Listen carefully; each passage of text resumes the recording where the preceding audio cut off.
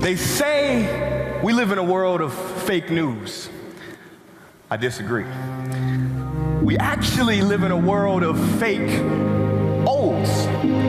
Think about it. We see the same old story over and over in the media. You know the stories. They tell us the world is becoming worse off every day. They say that new conflicts are rising in each and every way. But if we were to step back and examine the facts, we will come to one conclusion: that our world in which we live in is actually improving. Despite all the very real problems that confront us today, I still see grounds for optimism. Everyone benefits from digital services. And prosperity is nothing less than the seedbed for peace.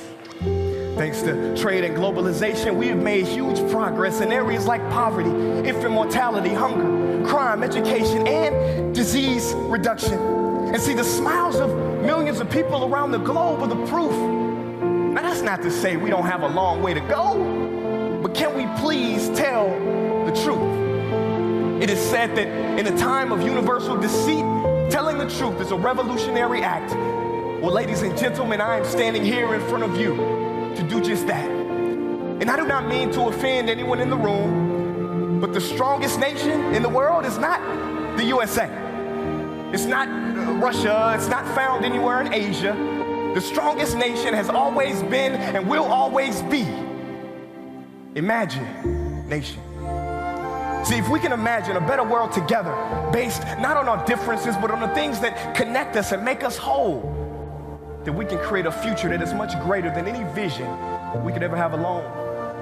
I emphasize the word together because, as the African proverb states, if you want to go fast, go alone. But if you want to go far, you go together. You know, I learned something about the Belgian horse the other day.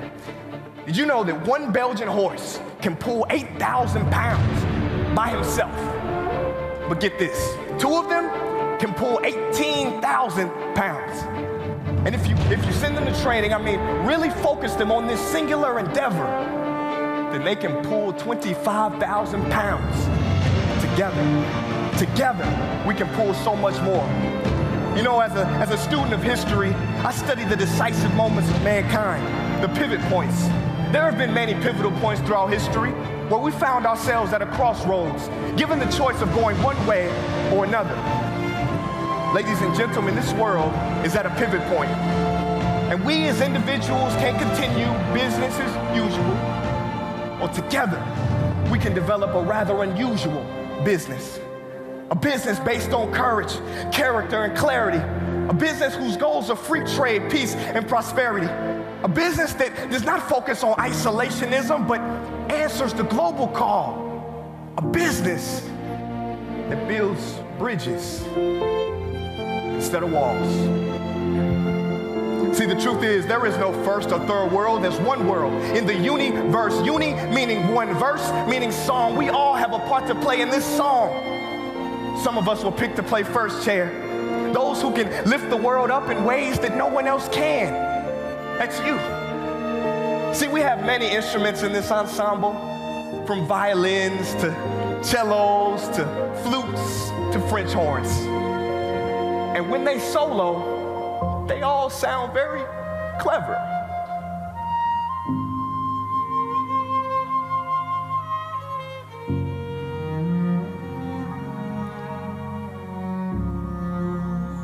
But ladies and gentlemen, an orchestra only happens when the instruments play together.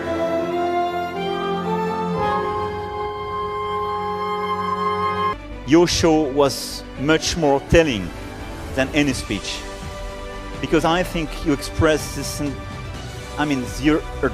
precisely this emergency, this deep feeling we have with a lot of strength. What we need, what is waited from us, is action.